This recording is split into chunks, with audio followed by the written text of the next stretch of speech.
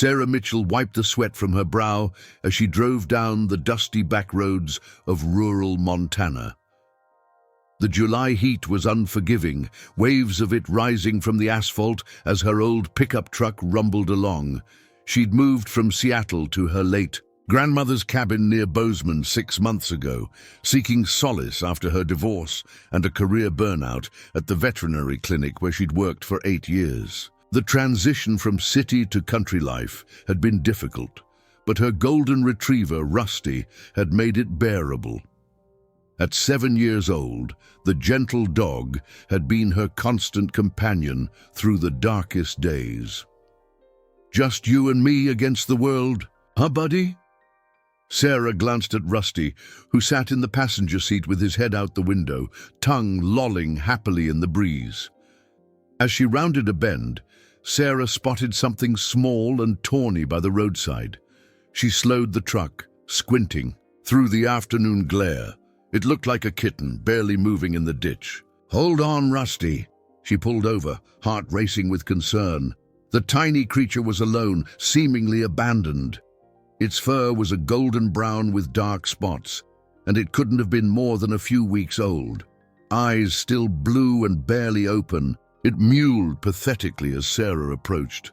"Poor little thing," she murmured, carefully wrapping it in her light jacket. "Someone must have dumped you out here." Back in the truck, Rusty sniffed curiously at the bundle. The kitten was thin and dehydrated, but showed no obvious injuries. "We'll get you to Dr. Henderson," Sarah decided, turning the truck around. The local veterinarian had become a friend since her move, often sharing coffee and stories about the local wildlife. The waiting room at the small clinic was empty when Sarah arrived, cradling the kitten while Rusty waited patiently in the truck. "Well, what have we here?" Dr. Henderson, a weathered man in his 60s with kind eyes, gestured for Sarah to bring the animal to the examination table. As he checked the kitten over, his expression shifted from professional interest to surprise. "Sarah," he said slowly, "this isn't a house cat." "What do you mean?" "This is a bobcat kitten, probably no more than 3 weeks old." He pointed out the distinctive tufted ears and the short tail that she hadn't noticed before. "A bobcat!" Sarah stared at the tiny animal, but it was all alone. Wouldn't its mother be nearby? Dr. Henderson sighed. "Usually, yes, but with the wildfires in the hills last month, we've seen displaced wildlife. The mother might not have made it." Sarah felt her heart sink. "What happens to it now?" "Well, technically, I should call Fish and Wildlife. They'd place it in a rehabilitation center, but..." He hesitated. "The nearest one is overcrowded after the fires. This little one might not get the attention it needs." Sarah looked at the kitten, now sleeping in her hands. She thought of her grandmother, who had taught her to respect wildlife, but also believed every creature deserved compassion. "I could take care of it," she heard herself say, "just until it's strong enough. I was a vet tech, remember?" Dr. Henderson looked conflicted. "It's not exactly legal to keep a wild animal, Sarah." "I'm not keeping it," she clarified quickly. "I'm rehabilitating it temporarily." After a moment's consideration, Dr. Henderson nodded. "I'll help you with supplies and guidance, but this stays between us and only until it's old enough to be properly relocated." That evening, Sarah set up a warm box in her laundry room, away from Rusty's curious nose. As she fed the kitten formula from a tiny bottle, she whispered, "I'll call you Scout, just for now, until you can find your real home." Scout latched onto the bottle hungrily, and Sarah felt the familiar tug of compassion that had led her to veterinary work in the first place. Somehow, in helping this wild creature, she felt a piece of herself beginning to heal. What she didn't realize was how quickly Scout would grow, or how complicated things would become.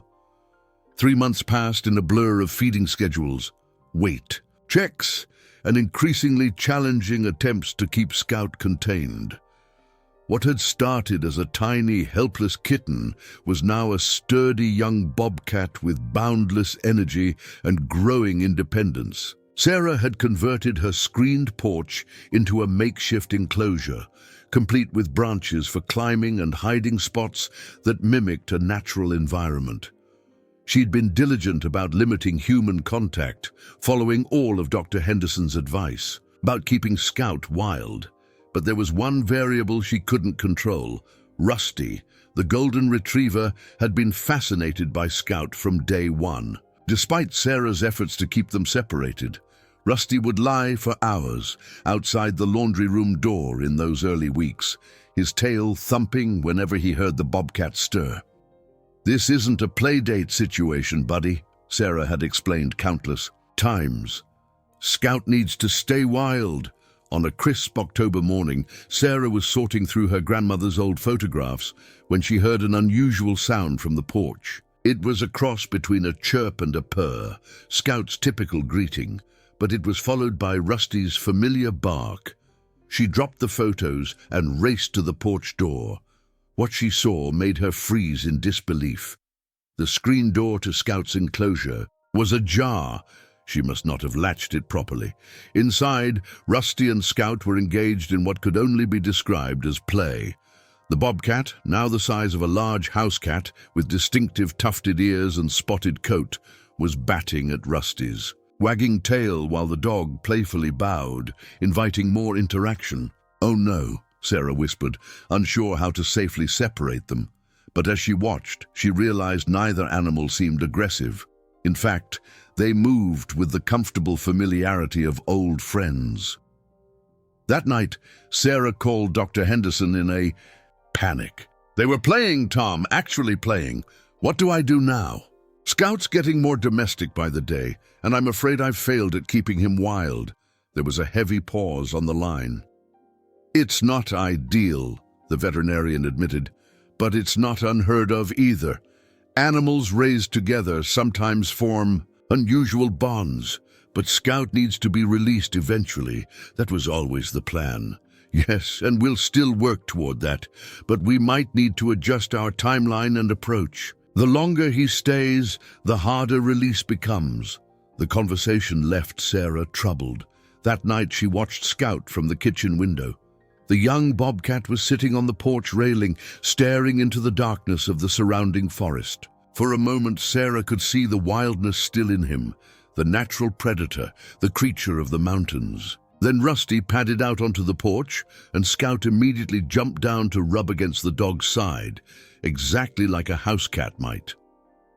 Rusty responded by gently nuzzling the Bobcat, and they settled together on the porch swing Sarah had installed. That summer, the sight brought tears to her eyes. It was beautiful and troubling all at once. The next day, Sarah drove into town for supplies and ran into her neighbor Jim Blackfeet at the general store.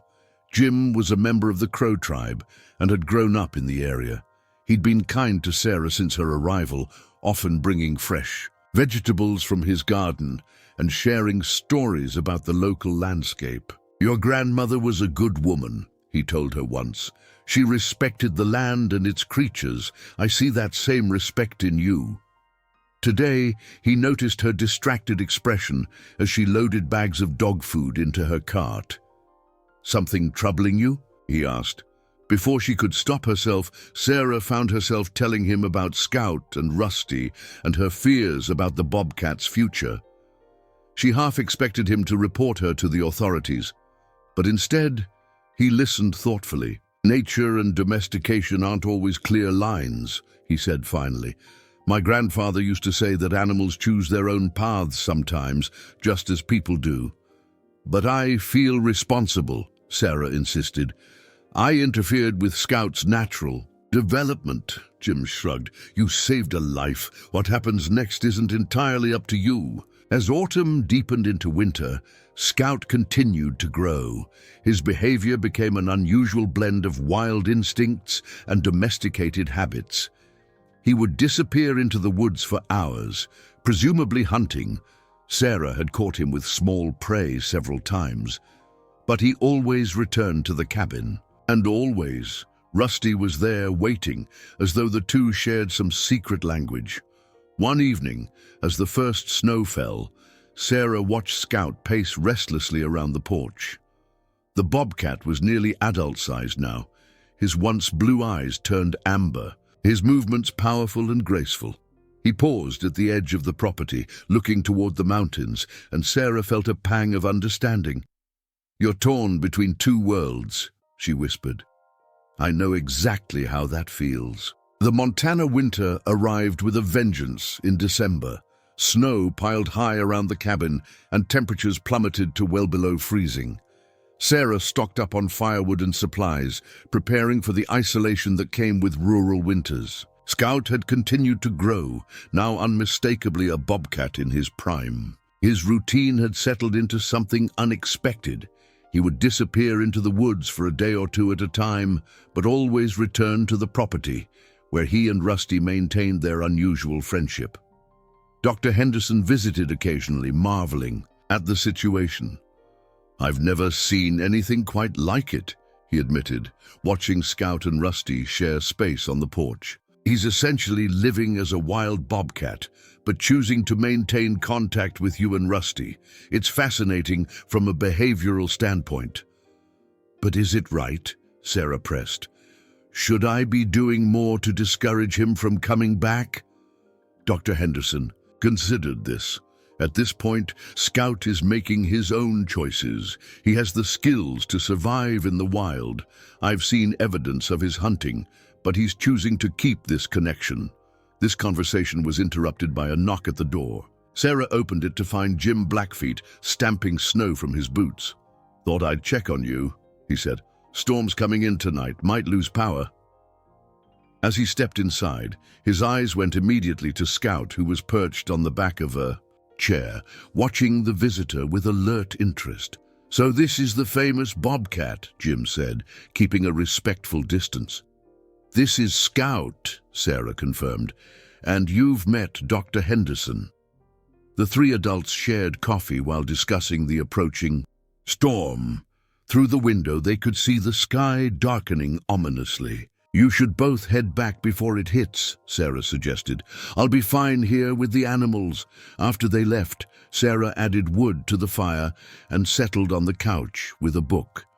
Rusty lay at her feet, and to her surprise, Scout jumped up and curled beside her, his wild nature momentarily set aside as he sought warmth and companionship. "You really are caught between two worlds, aren't you?" she murmured, cautiously stroking his fur. The storm hit around midnight, howling winds, driving snow against the windows. Sarah woke to the sound of something breaking outside. Wrapping herself in a heavy robe, she peered through the window to see that a large branch had fallen across her porch, damaging the railing. "Great," she muttered. "That would need fixing once the storm passed." She was about to return to bed when she noticed something else. Scout was nowhere to be seen, and Rusty was standing anxiously by the door. "What is it, boy?" She let the dog out, expecting him to quickly do his business and return. Instead, Rusty bounded through the snow toward the tree line, barking urgently. Sarah grabbed her coat and boots, along with a flashlight, and followed. Rusty's tracks. The wind cut through her clothing as she called out, "Rusty! Scout!" She found them about 100 yards into the woods. Rusty was standing guard over Scout, who lay in the snow, clearly injured. As Sarah approached, she could see blood on the bobcat's front leg. "Oh no," she whispered, kneeling beside him. Scout growled softly, but allowed her to examine him. The wound looked like a deep gash, possibly from fighting with another predator or from a sharp branch in the storm. With great care, Sarah lifted the injured bobcat, surprised at how he relaxed in her arms, despite his wild nature. Rusty led the way back to the cabin, occasionally looking back as if to ensure they were following. Inside, Sarah cleaned and bandaged Scout's wound as best she could, drawing on her veterinary training. "You'll be okay," she promised, though she wasn't entirely sure. The weather made it impossible to reach Dr. Henderson, and she worried about infection.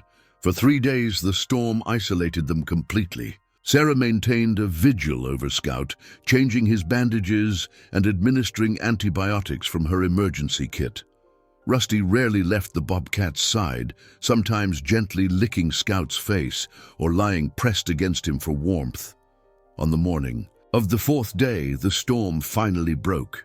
Sarah opened the curtains to find the world transformed into a blinding white landscape. Scout, who had been sleeping near the fire, stirred and limped to the window. He placed a paw against the glass, eyes fixed on the wilderness outside. "You want to go back out there, don't you?" Sarah said softly. "Even injured, that's still your home." Later that day, Dr. Henderson managed to reach the cabin in his four-wheel drive. After examining Scout, he delivered good news. "The wound is healing well, no infection. You did a good job, Sarah." "So what now?" she asked. "Will he be able to survive out there with this injury?" "Bobcats are resilient," Dr. Henderson assured her. "Once he's fully healed, he should do fine." The conversation was interrupted by the sound of Jim's truck pulling up. He entered carrying a package wrapped in brown paper. "Thought you might need this," he said, handing it to Sarah. Inside was a hand-carved wooden sign that read, "Mitchell Wildlife Sanctuary." Sarah looked at him questioningly. "I made some calls," Jim explained. "There's a program for private landowners who want to designate their property as wildlife habitat. Your grandmother's land qualifies, 20 acres bordering national forest." Dr. Henderson looked intrigued. "That's actually brilliant.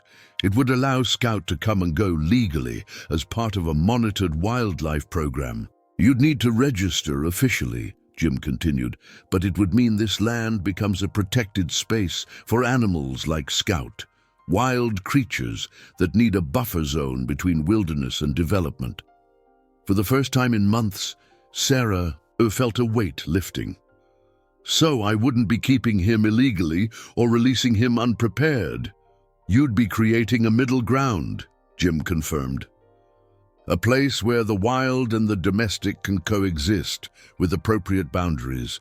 As spring arrived, the Mitchell Wildlife Sanctuary became official.